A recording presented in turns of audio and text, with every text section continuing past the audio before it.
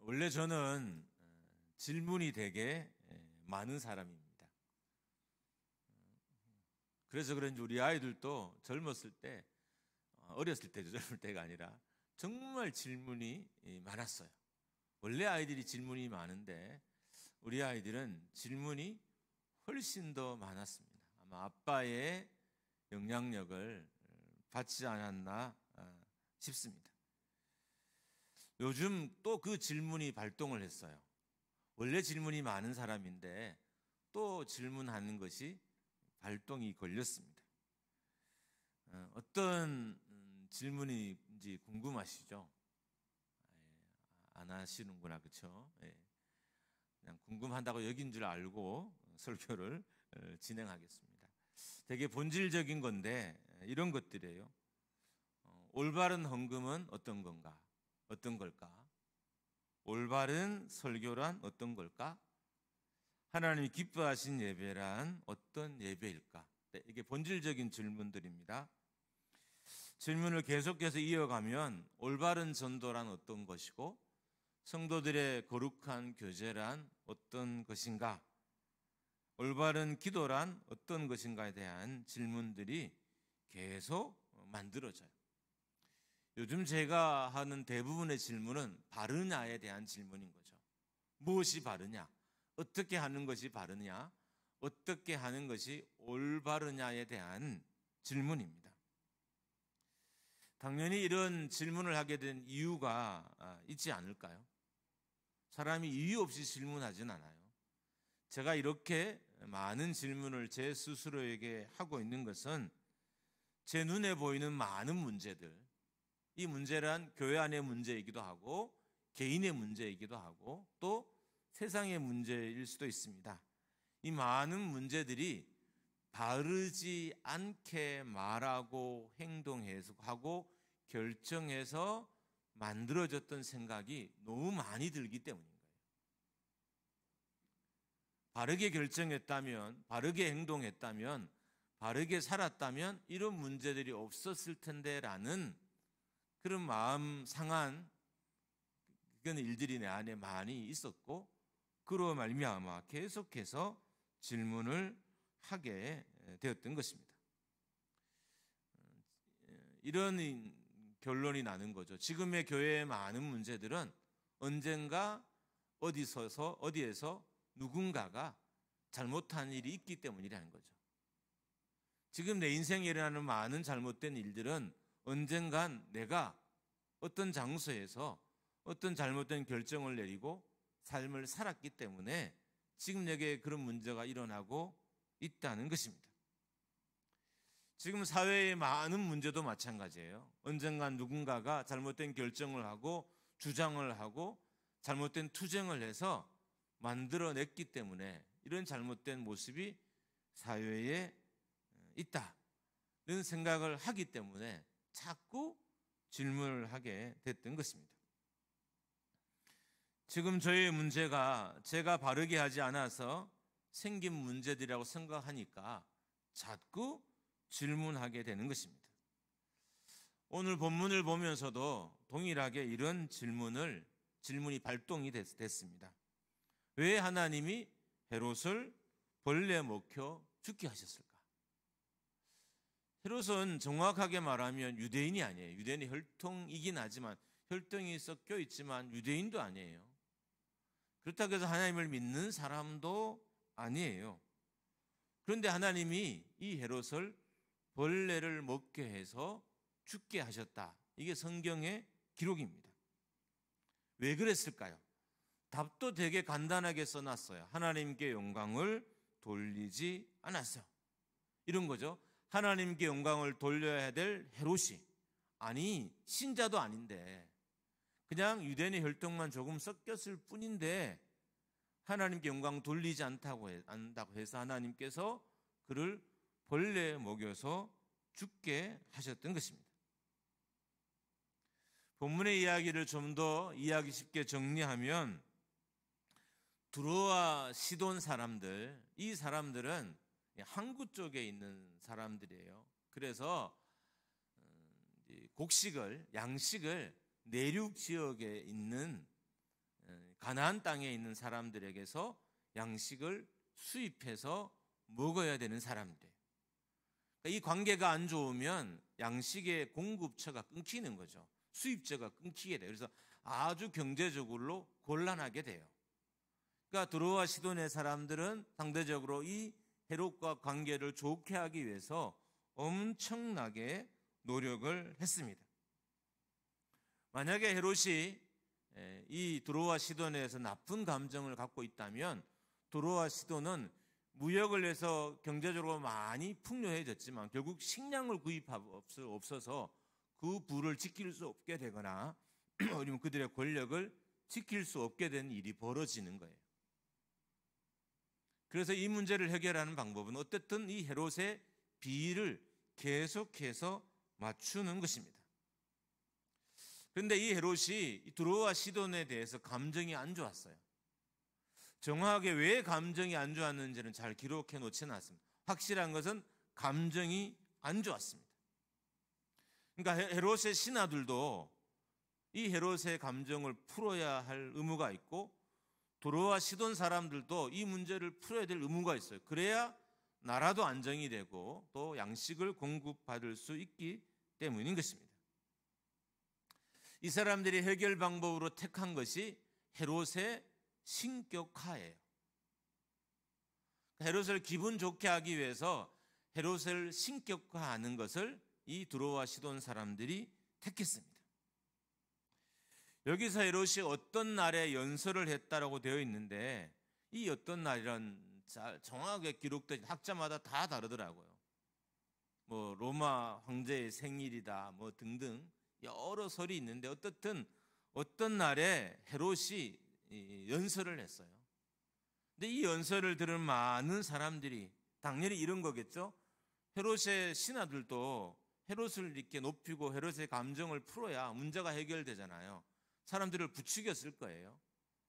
모든 사람들이 다 헤롯을 신처럼 여겼다고 했으니까 실은 어떻게 우리를 학대하는 학대자를 지배자를 우리를 점령하는 사람을 그렇게 할 수 있겠어요? 못해요. 근데 아마 부추겼던 것 같아요. 헤롯의 신하도 부추기고 그리고 두로와 시돈 사람들은 이 문제를 해결해야 했기 때문에 이 헤롯이 연설하고 난 이후에 헤롯을 부추겼습니다. 헤롯을 칭송했어요.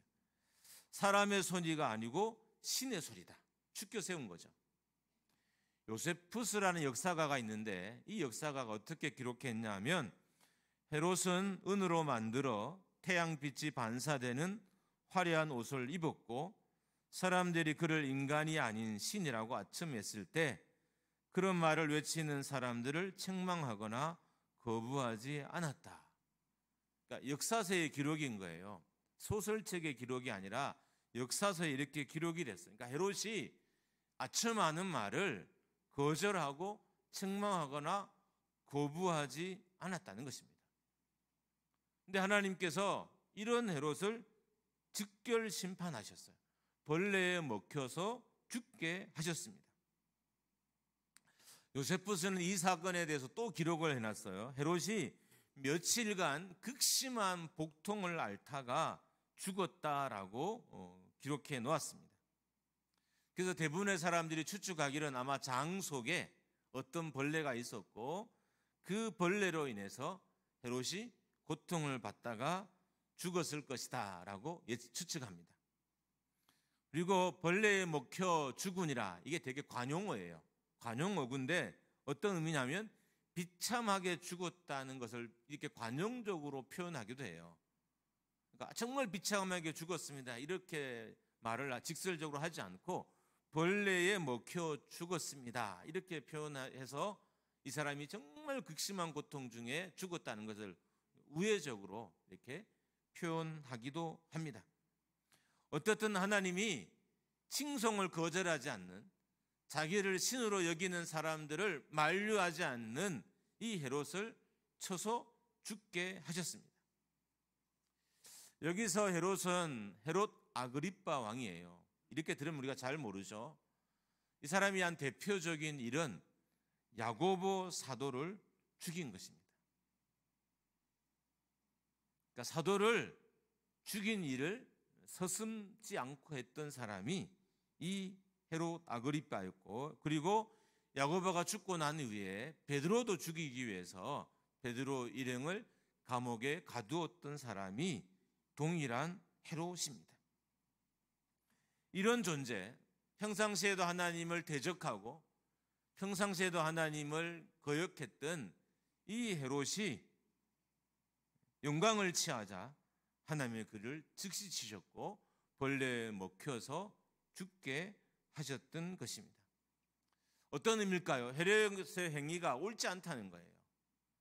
헤롯이 신의 자리에 서서 신으로 추앙받는 것, 이것을 거절하지 않는 것, 이것을 부인하지 않는 것은 올바르지 않는 태도라는 거예요. 그래서 하나님께서 그를 치셨던 것입니다.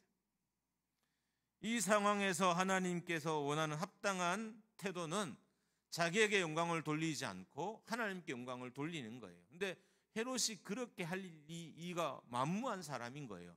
그동안의 행적에 봤을 때 헤롯은 절대로 하나님께 영광을 돌릴 수 없는 사람이었습니다. 그렇지만 하나님은 그 영광을 돌리지 않았기 때문에 그를 징계하셨고 죽게 하셨던 것입니다. 그러니까 그의 바르지 않는 삶, 그의 온전하지 않는 삶, 그의 합당하지 않는 삶이 결국 그의 죽음을 자초하게 되었던 것입니다. 이제 제가 그동안 했던 질문들을 이 헤롯의 이야기와 좀 비추어서 한번 묻고 또 답하는 시간을 가져볼까 합니다. 먼저 저는 설교자입니다. 그렇다면 어떤 설교자가 바른 설교자일까요? 바른 설교란 설교하는 그 개인에게, 그 자신에게 결단과 헌신이 일어나야 돼요. 다시 말하면 설교를 준비한 이 과정 속에서, 설교를 선포한 이 과정 속에서, 선포하는 함께 결단의 기도를 하는 이 시간 속에 설교자 자신에게 먼저 결단과 헌신이 일어나는 설교가 바른 설교라는 것입니다. 자기 영혼을 향한 어떤 결단도 하지 못하는 설교는 합당한 바른 올바른 설교가 아니라는 거예요. 어쩌면 저로부터 한 많은 설교자들이 자기 안에는 아무런 역사가 일어나지 않는 말을, 자기 안에는 어떤 헌신도 일어나지 않는 말씀을 계속 전하고 있을지도 모릅니다. 올바른 설교란 전하는 자 안에 이미 역사하고 있어야 하는 거예요. 내가 준비할 때, 말씀을 선포할 때, 여러분에게 말씀이 선언되어 가기 이전 내 속에 이미 말씀의 역사가 일어나고 있어야 이게 올바른 설교라는 것입니다. 바울의 탁월함은 설교가 그의 삶을 벗어나지 않았다는 거예요. 바울의 설교를 들으면 이질감이 없어요. 바울의 삶과 별 이질감이 없어요. 근데 지금의 대부분의 설교자의 설교는 이질감을 느껴요. 어쩌면 여러분도 설교를 들으면서, 하나님의 말씀을 들으면서 그런 마음을 가질 수도 있을지 몰라요. 예전에 제가 이런 소리를 들은 적이 있어요. 삶과 동떨어진 설교를 한다. 목사님은 말씀을 잘 전하시는데 그대로 사시는 것 같지는 않습니다. 라는 비난을 받은 적이 있었어요. 그때는 제가 정말 이렇게 분통이 터진다 그러죠. 진짜 분통이 터지더라고요. 억울하기도 하고. 물론 그래도 저는 잠은 잘 자요. 저는 억울해도 잠을 못 자는 일은 없습니다. 근데 지금 생각해 보면 그분들의 표현 방식이나 의도는 잘못됐지만 지적 자체는 틀리지 않은 거예요. 물론 설교자가 100% 모든 삶을 다 살아낼 수 없어요. 선교를 설교하는데 그럼 선교를 가야 되고, 고아와 가부를 돌아보러 갈 때 고아원과 양로 모든 걸 다 할 수 없기는 맞아요. 그렇지만 최소한 그 방향성이나 그런 결정에 있어서 설교의 내용과 너무 동떨어져서는 안 되는 것입니다. 우리가 왜 설교하는 설교자도 공허하고 설교를 듣는 성도도 공허할까요? 설교자는 자기의 삶과 동떨어진 설교를 하니까 공허한 거고, 성도들은 말씀을 들어도 그 말씀대로 살지 않으니까 또 말씀이 자기의 삶과 동떨어져 있으니까 또 공허한 거예요. 그러니까 이곳에서 공허와 공허가 만나는, 그러니까 웅웅 울리는 소리만, 텅 빈 울리는 소리만 이곳을 가득 메우게 되는 거예요. 좋은 설교란 이미 설교자가 선포하기 전에 설교자의 삶 안에서 결단과 헌신과 역동이 일어나고, 이 설교가 성도들에게 선포되었을 때 성도들 동안 말씀을 들을 대로 살기 노력하다가 이곳에 왔기 때문에 그 설교가 감동이 되고 은혜가 되어서 설교 선포되는 즉시 열매와 결실과 결단과 헌신이 일어나는 설교가 합당한 설교이고 또 설교를 듣는 성도들의 모습입니다. 올바른 설교란 인간과 관계된 것이 아닙니다. 바른 설교란 하나님과 관계된 거예요. 근데 하나님과 관계된 것들은 성령으로 하지 않으면 할 수 없어요. 인간의 수고와 노력으로는 인간의 것만 밖에 하지 못해요. 어쩌면 지금 우리가 하는 많은 수고가 인간적인 영역을 벗어나지 못하는 것은 그냥 우리가 성령으로 하지 않고 인간적인 힘으로 하기 때문인 것입니다. 하나님의 역사는 하나님의 일처럼 하는 사람들, 성령으로 하는 사람들에게 허락이 되는 거예요. 하나님의 역사는 인간의 모습과 인간의 행위로 하는 사람들에게는 허락이 되지 않아요. 내가 내 삶에서 하나님의 모습을 찾으려면 내가 성령으로 해야 돼요. 그래야 사람의 일이 아닌 하나님의 일들을 내 안에서, 내 인생 가운데서 볼 수 있게 되는 것입니다. 성령이 설교자 안에서 역사하지 않는 메시지가 영혼을 변화시킬 수 없고, 성령으로 하나님의 말씀을 듣지 않은 성도 안에 메시지가 역사할 수 없는 것입니다. 성령을 철저하게 의지해야 되는 것이 설교자이자 또 청중입니다. 성령이 설교가 만들어지는 과정에 개입하셔야 하고, 설교가 선포되는 과정에 개입하셔야 되고, 또 설교가 선포된 후에 성도의 삶 가운데 성령이 개입하실 때 비로소 온전한 설교가 될 수 있는 것입니다. 만약에 여러분과 제가 설교를 하면서도 공허하고 설교를 들으면서도 공허하고 어떤 역사가 우리 안에 일어나지 않고 있다면 우리는 여전히 인간적인 힘과 능력으로 말씀을 듣고 행하려고 하고 있기 때문인 거예요. 하나님의 역사는 하나님의 관점에서 하나님의 기뻐하는 모습으로 하지 않으면 결코 내가 얻거나 결코 내가 누릴 수 없게 되는 것입니다. 바울의 설교는 어떤 경우는 되게 어려웠어요. 어떤 경우는 되게 쉬웠지만 바울은 기본적으로 철학자이잖아요. 그래서 논리적, 그러니까 수사학적이죠. 그래서 되게 설교가 어려운 부분도 많아요. 그런데 그의 설교가 다 먹혔어요. 어려워도 먹혔어요. 왜 그랬을까요? 그가 성령으로 설교했기 때문인 것입니다. 의지로 설교를 선포하거나 내 마음의 다짐으로 설교를 선포하거나 내가 가진 지식으로 설교를 선포하는 것이 아니라 성령으로 선포했기 때문에 결단의 역사가 일어났던 것입니다. 베드로도 마찬가지예요. 성령이 그를 이끌었고 성령이 의해서 선포했기 때문에 많은 결단의 역사들이 3,000명, 5,000명 많은 백성들이 하나님께로 돌아올 수 있었던 것입니다. 그러니까 우리는 성령을 의탁하지 않고 설교하거나 성령을 의탁하지 않고 설교를 듣는 일들을 빨리 포기해야 합니다. 두 번째로는 기도에 대한 것인데 어떤 기도가 바른 기도일까? 바른 기도 또한 기도자에게 결단과 헌신이 일어나야 합니다. 우리는 주문과 같은 기도를 해요. 여러분, 주문은 외우면 마음이 편안해져요. 사람들이 자꾸 주문을 외워요. 주문을. 이게 어떤 성도들에겐 기도가 주문이 되어 있어요.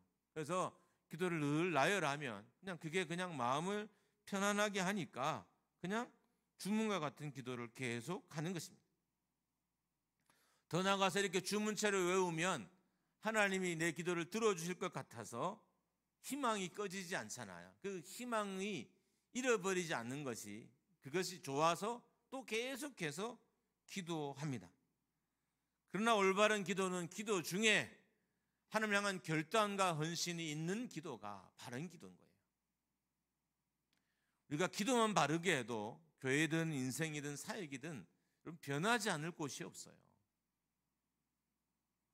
바른 기도를 하면 교회도 바뀌고 우리 인생도 바뀌게 돼요. 근데 대부분의 또 많은 성도와 목회자들이 올바른 기도가 무엇인지, 그리고 그 기도를 추구하고 또 추정하고 그것을 따르고 하지 않는 것을 보게 됩니다. 합당한 기도는 기도 중에 하나님을 향한 헌신과 그리고 다짐의 역사가 일어나야 됩니다. 기도하는 자 안에서 이미 기도가 역사하고 있어야 돼. 이게 바른 기도라는 거예요. 내가 기도하고 부르짖을 때, 울부짖을 때 이미 내 안에 기도가 능력으로 역사하고 있어요. 이게 합당한 기도라는 겁니다. 이 올바른 기도, 합당한 기도를 하지 못하니까 기도의 열매와 결실들은 점점 더 사라져요. 여러분, 교회는 눈에 보이는 결실들보다 영적인 결실이 많은 교회가 좋은 교회예요. 근데 이 영적 결실이 자꾸 없어져 가요. 그러니까 영적인 창고들이 자꾸 빈곤해져 가는 거예요. 왜 그럴까요? 답은 동일한 거예요. 올바른 기도를 하지 않고 또 올바르게 말씀을 선포하고 있지 않기 때문인 것입니다. 유다서 1장 20절 하반절에 보면 기도에 대해서 동일하게 성령으로 기도하라라고 하고 있습니다. 올바른 기도는 성령이 함께 하시는 기도라는 거예요. 성령이 기도자의 내면에서 이미 역사하고 있는 기도가 하나님 받으시기에 합당한 기도라는 것입니다. 마음이 기도를 이끌어가는 것이 아니라 성령이 기도를 이끌어가야 하는 거예요. 그러니까 성령을 하는 기도가 바른 기도인 거죠. 그냥 우리는 보통 마음이 내 기도를 이끌어가요. 내 의지와 결단이 내 기도를 이끌어가요. 물론 이것도 100% 불필요한 건 아니지만 진짜 올바른 기도가 되기 위해서는 성령이 나의 기도를 이끌어가야 돼요. 그래야 우리의 기도가 바를 수 있고 바른 기도에는 좋은 그리고 바른 열매가 맺어지게 되는 것입니다.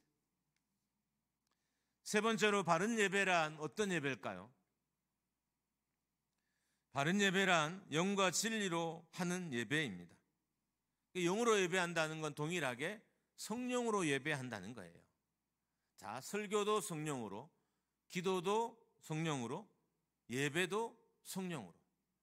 그러니까 올바른 거와 성령과는 결코 떨어질 수 없는 거예요. 교회가 바른 길을 가기 위해서는 성령을 제외하고는 있을 수는 없어요. 전에 말씀드렸잖아요. 어떤 교회가 종관을 만들었어요. 몇 년 만에 목회자를 투표해서 교체를 하고, 제 선배 한 분이 그래도 목회를 잘해서 그 교회에서 이제 투표를 해서 50% 이하 떨어진 적은 없어요. 근데 7년에 한 번씩 이 투표를 하니까 죽으려고 하는 거예요. 투표하고 또 7년이 연장이 되고 그 다음에 투표하고 또 하고 이번에 또 투표를 앞두고 있는 거예요.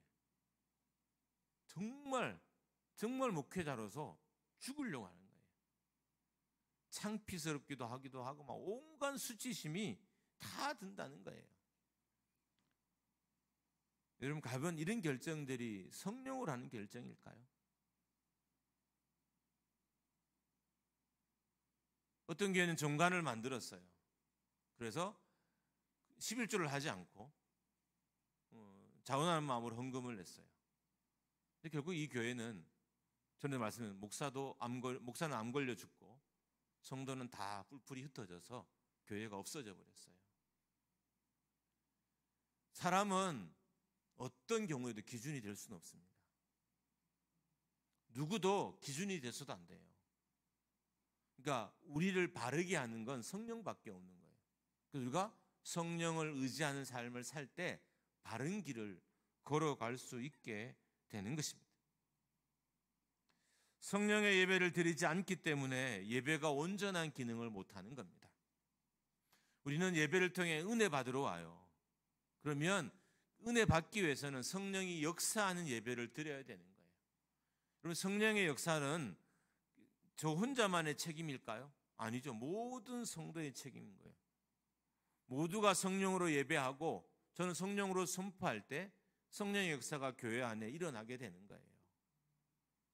성도들이 성령으로 사역하고 성령으로 마당을 쓸고 봉사하고 목회자는 성령으로 기도하고 말씀을 선포할 때 그 안에 성령의 역사가 강력하게 일어나게 되는 것입니다. 성령으로 해야 하나님이 영광 받으신 예배가 되고 또 인간에게도 감동이 돼요. 여러분, 하나님께 감동이 없는 것이 인간의 감동이 될까? 인간의 영혼을 움직일 수 있을까요? 진짜 우리의 영혼을 움직이는 감동은 하나님께 먼저 감동이 돼야 돼요. 그래서 설교 제목이 기준이 감동이라는 거죠. 하나님이 감동받아야 인간에게도 감동이 되고 선한 역사가 일어나게 되는 겁니다. 성령으로 하는 기도가 하나님이 받으시는 기도고 하나님이 합당하게 여기시는 기도인 것입니다. 바른 예배를 드리지 못함으로 성도의 삶과 교회의 문제들이 발생하는 겁니다. 올바른 예배를 드리지 못하고 있는 교회 안에, 올바른 예배를 드리지 못하고 있는 성도 안에 정상적이지 않은 것들이 있게 되는 거예요. 이상하다. 목사님이 왜 저러지? 이상하다. 장로님이 왜 저러지? 이렇게 우리가 말을 하는 건 우리가 올바른 예배를 드리잖아요. 여러분, 올바르지 않으면 비정상적인 것이 자리 잡아요. 여러분이 바로 살았는데, 제가 바로 살았는데 비정상적인 것이 제 안에 자리 잡을 수 없어요. 물론 약간의 유혹과 시험이 있어서 제가 넘어질 수는 있지만 그 자리 잡고 터줏대감처럼 내 안에 역사할 수는 없는 것입니다.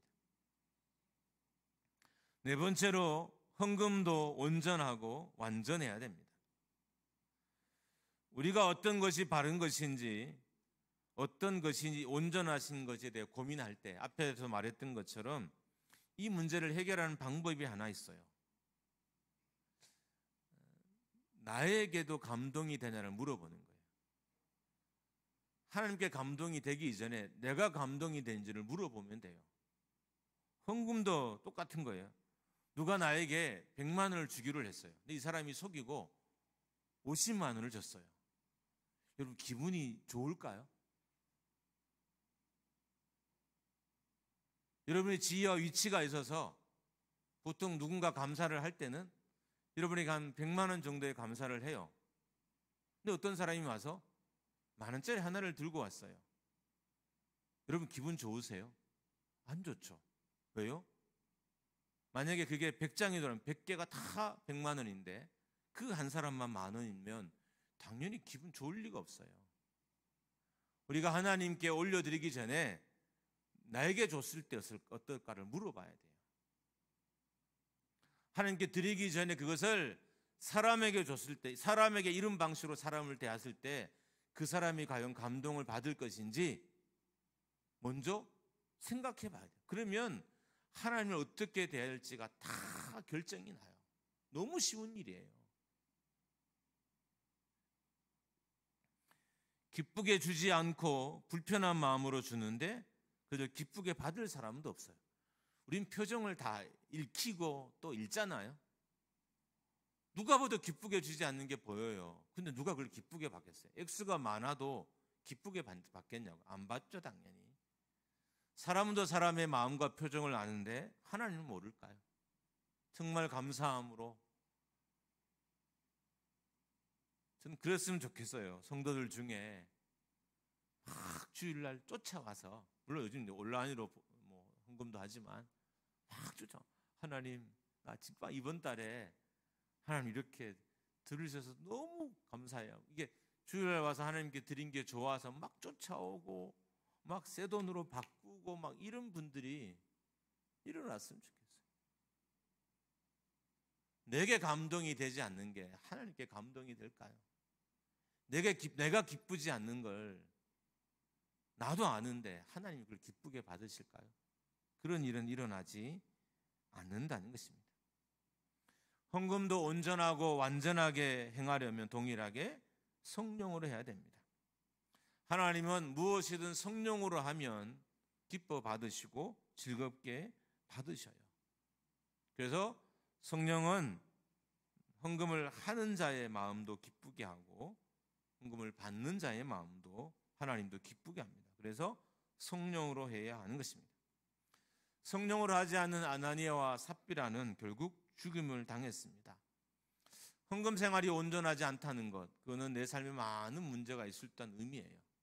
자, 기도가 올바르지 않다는 것, 예배가 올바르지 않다는 것, 헌금 생활이 올바르지 않다는 것, 뭔가 올바르지 않다는 것은 지금 내 안에 많은 문제가 있을 수 있다는 것을 내포하고 있는 거예요. 근데 우리는 이 사실을 잘 몰라요. 내가 바로 서면, 내가 온전히 서면 나를 괴롭히는 문제들은 다 떠나가요. 나를 유혹하던 친구들도 내가 다 바로 서면 더 이상 술도 권하지도 않고요. 나쁜 걸 권하지도 않고요. 심지어 데리러 오지도 않고요. 전화하지도 않고요. 카톡도 다 끊어요. 내가 바로 서지 않으니까 유혹할 거리가 항상 내 주변에 있고, 내가 온전히 서지 않으니까 나를 괴롭히는 것들이 내 옆에서 득실득실 거리는 거예요. 이런 삶이 여러분 힘들지 않겠습니까?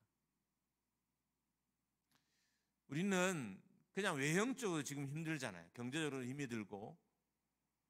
근데 이 힘든 삶을 좀 벗어나려면, 그렇지 않아도 힘든 인생인데 이제 좀 바로 서야 돼요.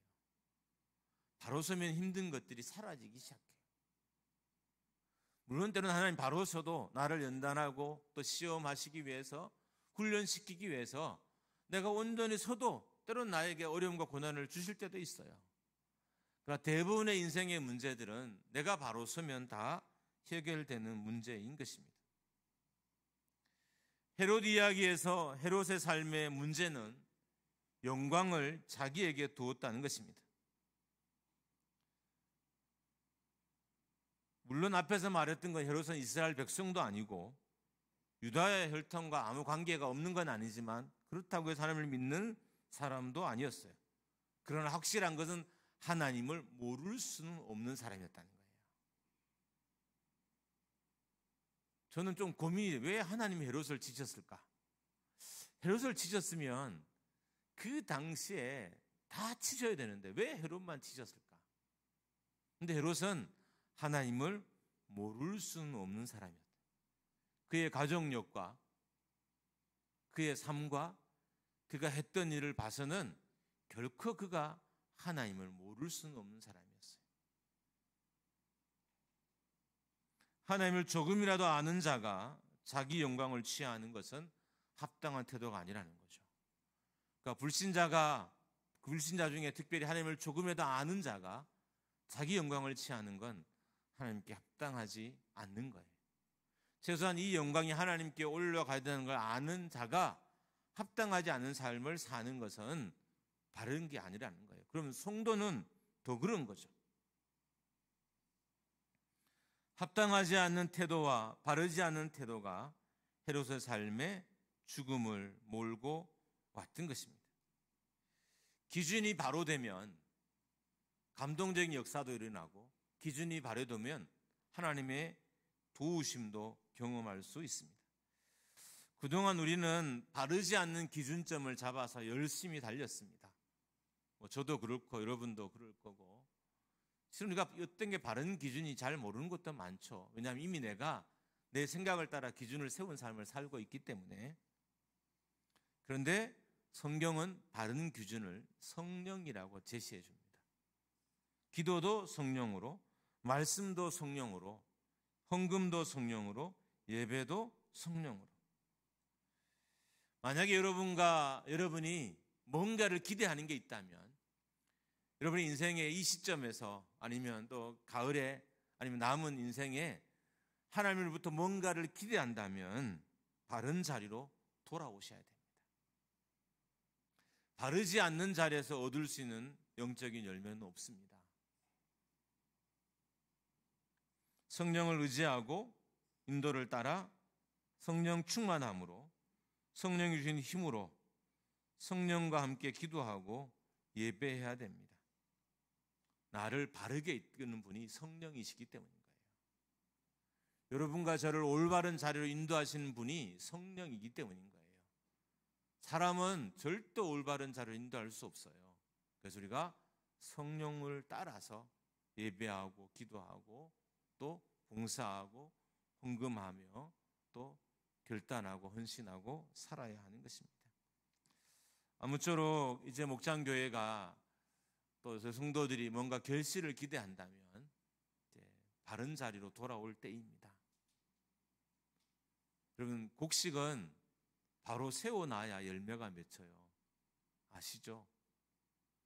농부들이 왜 이렇게 누워버린, 태풍으로 누워진 그 벼를 눈물을 흘리면서 다 세우는지 아세요? 눕혀져 있는 벼는 열매를 못 맺어요. 수박 덩쿨도 오이 덩쿨도 모든 덩쿨도 다 그래요. 바른 자리에 위치 않으면 열매가 없어요. 여러분, 놀라운 것은 요즘 농법이 발달했어요.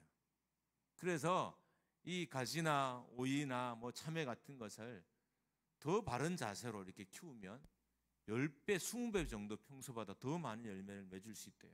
저는 깜짝 놀랐어요. 위치를 잡아주는 거로만 10배, 20배 열매를 맺어요. 10개 정도 맺는 이 과일이 100개가 맺히고요. 20개 정도 맺은 열매가 200개가 맺히는 거예요. 바로 자리만 잡아줘도 그런 역사가 일어나요. 이제 우리가 우리 자녀에게 뭔가 결실을 기대한다면 자녀를 바른 자리로 잡아줄 때입니다. 여러분의 인생에 뭔가 결실을 기대한다면 여러분의 인생을 바로 잡아야 할 때입니다. 할렐루야.